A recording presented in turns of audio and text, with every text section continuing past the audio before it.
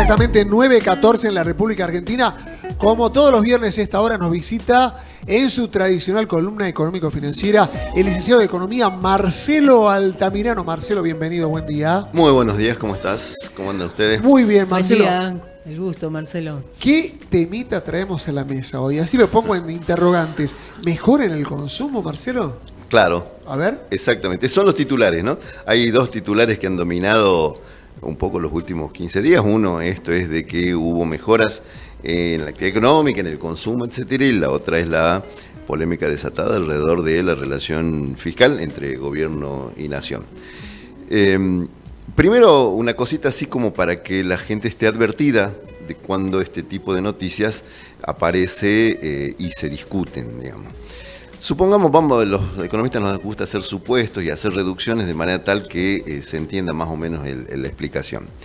Entonces supongamos que nosotros tres pertenecemos a somos la economía desde el punto de vista del sector asalariado. Y cada uno de nosotros cobra, pongámosle, 2.000 pesos cada uno. Entonces el ingreso total de esta economía es de 6.000. 2.000 Mariana, 2.000 vos y 2.000 yo, 6.000. Entonces, ahí es muy fácil sacar una cuenta que es el valor promedio de nuestros ingresos. Porque 6.000 dividido 3 da 2.000. Entonces, ahí las cosas son bastante sinceras. Ahora, hagamos una especulación. Supongamos que a mí me despiden de mi trabajo. Pero a la vez que a mí me despiden de mi trabajo, a ustedes dos les suben 2.500 pesos el sueldo. A Mariana, que dice que tiene unas deudas, le subimos el sueldo. Entonces, ahora cada uno de ustedes gana 4.500 pesos. Bien, entonces el ingreso de la población es de 9.000. ¿Y el salario promedio de cuánto es? De 3.000. Es decir, yo divido los 9.000 ahora en 3. Pero yo ya estoy desempleado. No tengo salario. Claro, te tenemos en cuenta la división más allá. Claro, al tenerme en cuenta en la división, yo no tengo salario. Sin embargo, en términos estadísticos o en términos de la matemática o de la contabilidad creativa, mi salario es de 3.000. Es decir, no solo no tienen en cuenta que me echaron, sino que presuponen que yo antes ganaba 2.000 y ahora gano 3.000. Entonces hay que tener mucho cuidado cuando nos hablan de este tipo de cosas y tratar de, digamos, separar un poco las cuestiones. Entonces a eso viene el tema de hoy, un poco los grafiquitos que hemos preparado, que es el tema de la mejora del consumo. Entonces uno, si lo ponen chicos al grafiquito, lo que vamos a ver en este grafiquito básicamente es qué ha pasado en el primer trimestre con los sectores respecto de las compras que se han hecho. Entonces vos te fijas, todos los cuadritos que están del 0 a la derecha son los que aumentaron, y todas las líneas de los conceptos que están del 0 a la izquierda disminuyeron. Entonces, en promedio, si vos mirás, digamos, con una visión, no hace falta ni siquiera mirar los números, con una suerte de observación así muy simple, vos tenés muchas flechitas que van a la derecha y en mucha proporción, y pocas flechitas que van a la izquierda y en poca proporción. Entonces, en promedio, el consumo ha mejorado. Es decir, nuestros sueldos en promedio, después que me echaran a mí, han mejorado. Entonces, ¿qué es lo que sucede? Cuando uno particiona estas cosas, fíjate, lo que aumentó sustancialmente son las escrituras en Cava y provincia de Buenos Aires. Aumentó mucho el patentamiento de autos, aumentó mucho el patentamiento de motos, aumentó mucho la compra de electrodomésticos y, bueno, de transferencias por el hecho del patentamiento. Pero cayó el rubro panadería, cayó el rubro lácteos, cayó el rubro alimentos y bebidas, cayó el rubro almacén. Entonces, ¿aumentó el consumo? Sí, la respuesta correcta es sí. ¿Pero para quiénes aumentó? Para aquellos que tienen un nivel de ingreso que les permite haber comprado un piso en Cava o haber cambiado su auto, etc. Es decir, que lo que representa cuando uno escudriña dentro de ese valor es que, así como después de este ejemplo que dimos nosotros, los beneficiados en el sistema fueron ustedes dos, que no solo no los despidieron, sino que les duplicaron y más el sueldo, pero hubo uno al que despidieron. Y sin embargo, cuando hacemos la cuenta, uno puede decir, bueno, fíjense, el consumo aumenta. Entonces, está bueno hablar en sectores términos medio de altos, economía, ¿no? Porque digo, hay sectores que no entienden el consumo como transferencias de auto, patentamiento de motos, sino el consumo, digo, a nivel básico, aquel que no estudia economía, saben que el consumo va por alimentos, panadería, lácteos, carnes, y no por lo otro, digo, a la hora de hacer un porcentaje. Por eso, entonces, vos fíjate que decimos, siempre hay que tener en cuenta que bienes de consumo pueden ser bienes durables y no durables. Sí, sí. Lo que pasa es que los no durables son aquellos que justamente están vinculados con cosas muy particulares que nos suceden a los seres humanos. Tenemos la costumbre de comer, a veces nos enfermamos y tenemos que comprar remedios, y esos son generalmente los consumos durables. Son los que incluso son más inelásticos en términos de los aumentos de precio. Por eso, la idea es decir, bueno, miren, cuando les digan esta noticia, fíjense en realidad qué es lo que está pasando, porque si no entramos con la misma lógica, esto del índice del índice de precio al consumidor, que a mí no me represente. Bueno, lo que pasa es que cuando comunicamos, a veces comunicamos en términos generales y hay que mirar el promedio. Ahora, lo que sí, la indumentaria, ¿no? Un ítem importante ahí, más allá de la diferencia social. Ahí está, sí, claro, sí, ahí está. Ahí puede ser que uno puede decir, bueno, ahí hay un poquito de mejora respecto de asalariados menores. Incluso también vos tenés allá arriba alimentos preparados y roticerías que mejora, las ventas de nafta mejoran, las de carne parecen mantenerse más o menos estables. Esto es el primer trimestre contra el primer trimestre del 2024, 2025 contra 2024. Ahora, ¿qué explicación de fondo? A cruzar los dedos, diría yo, ¿no? Porque hay que ver cómo viene. Hay que ver cómo viene la cosa. Viene. Y por eso el tema es cómo termina esto impactando después en términos estructurales. Porque eso es importante verlo, porque en definitiva, si está mejorando tanto una parte, algo está pasando en la cuestión estructural. Entonces el próximo cuadrito que hemos sacado de una publicación del CELADE, que es me sale la palabra, de un núcleo de personas que piensa, investiga, etcétera. Hay mucho de esto en la Argentina, gente que se dedica a mirar los números de la economía y que surgen un poco de lo que se llama, los economistas llaman a esto la distribución del ingreso, y se construye una cosa que se llama el coeficiente de Gini, que lo que hace ese coeficiente es explicarte cómo está concentrada o no la riqueza de las personas en la Argentina o en cualquier parte del mundo, y se hace un análisis bastante complejo, digamos, es medio como un chino tratar de explicarlo en la tele. Quizá algún día traiga algunos cálculos que hemos hecho nosotros para Catamarca. ¿Qué te muestra esto para el país? Que el 1% más rico de la cantidad de población se lleva el 25% del ingreso total o de la riqueza total, que tiene la riqueza total.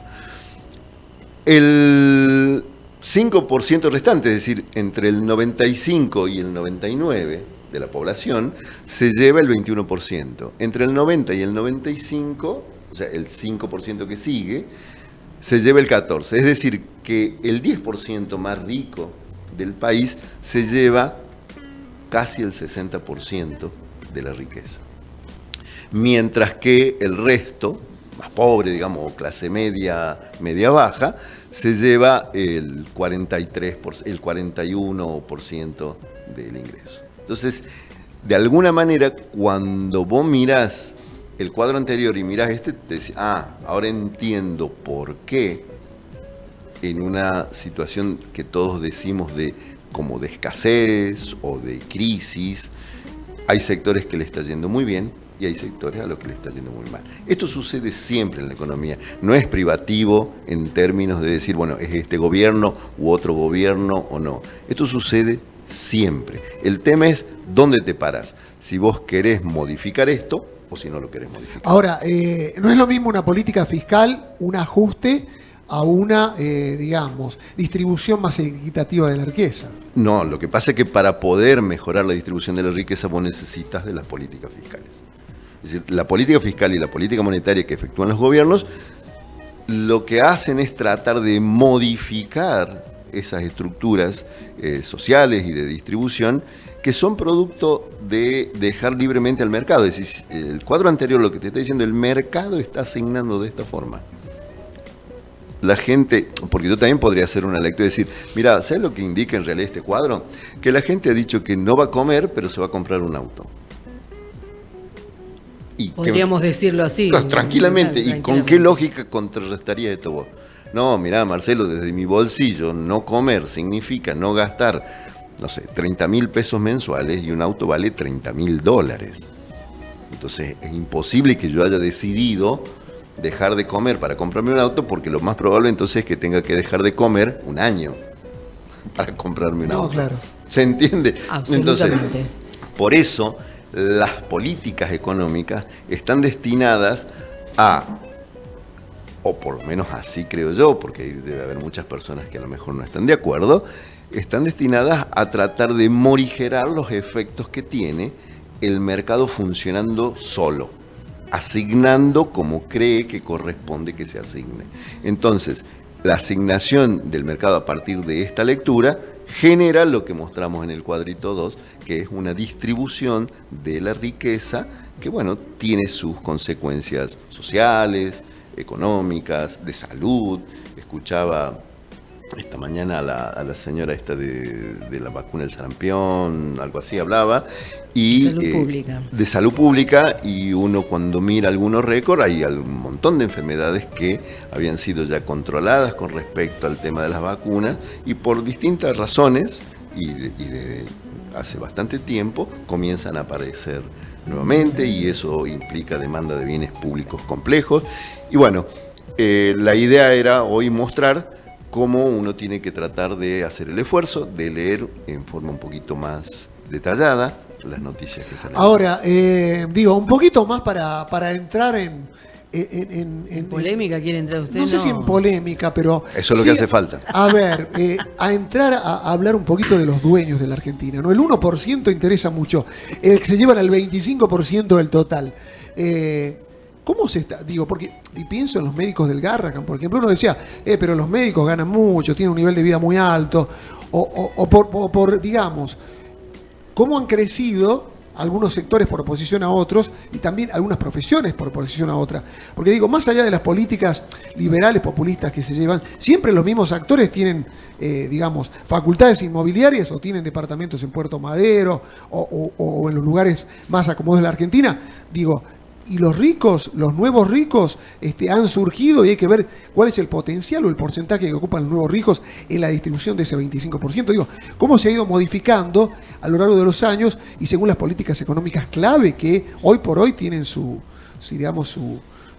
consideración en la Argentina. Es un tema, Marcelo. Sí, un temazo, y aparte no es privativo de la Argentina. Es claro. Hay un señor, un francés, Piketty, que ha mostrado en un libro muy voluminoso y muy importante que ha salido hace unos 5 años más o menos, ha mostrado que este proceso de concentración de la riqueza no es una cuestión privativa de la Argentina, sino que en el mundo también el 1% tiene un altísimo porcentaje, algo así como que el 5% de la población mundial concentra casi el 80% de la riqueza mundial. Es decir, cuando vos extrapolas a esos números tan grandes y pones adentro a la India, a China, etcétera, obviamente decís, bueno, creo que me está tocando una partecita bastante leve. Leía un informe que habla de que aquí en Sudamérica hacen falta más ricos, multimillonarios, ¿no? Que tenemos pocos, dice, que lo que habla también de que la movilidad económica no es igual para todos los lugares del mundo. No, decía, ojalá me toque. No sé, que los conozca por lo menos. Entonces el fenómeno de concentración es un fenómeno que me parece que es propio del mecanismo mediante el cual la sociedad en el mundo ha decidido generar los bienes y apropiarse de ellos. Esto es una cuestión... es neoliberalismo puro. En todo el mundo. Lo que pasa, mira, hay una... Sean los partidos políticos que sea que estén gobernando, el neoliberalismo creo que es el modo puede ser, pero vos sabés que esas categorías, ¿no? María, vos sabés que esas categorías sí. Hoy me parece que ya casi que no alcanzan a mostrar la realidad. A mostrar la realidad porque el neoliberalismo hasta incluso me parece que casi que es una cosa como medio ya vieja, sí. Digamos, desde el punto de vista de la discusión.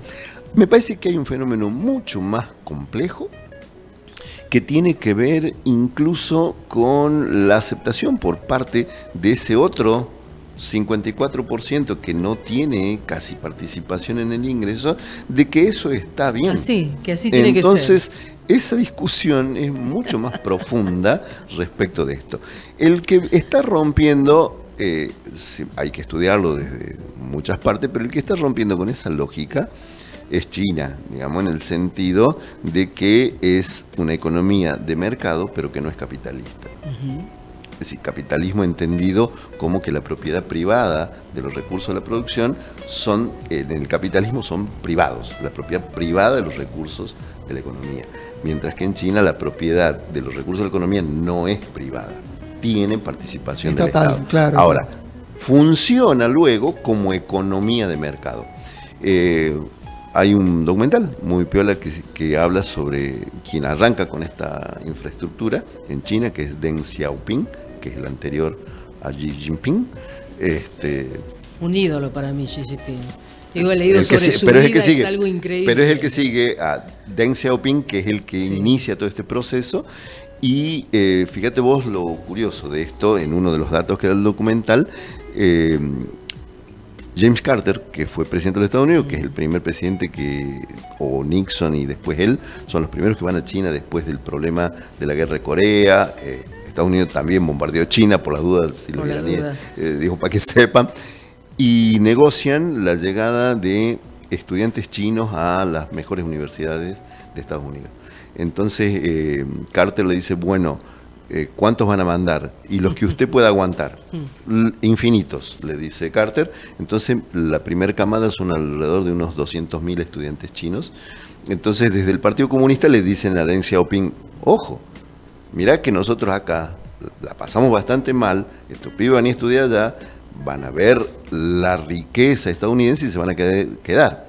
De 200.000 que mandemos, con 10.000 que vuelvan, estoy hecho. Suficiente. Fue la respuesta. Qué bárbaro. Esto es, hoy China produce 145.000 ingenieros por año, mientras que Estados Unidos produce unos 10.000 ingenieros por año. Es el país que más ingenieros está dando al mundo. Exactamente, 145.000. Aproximadamente. Una barbaridad.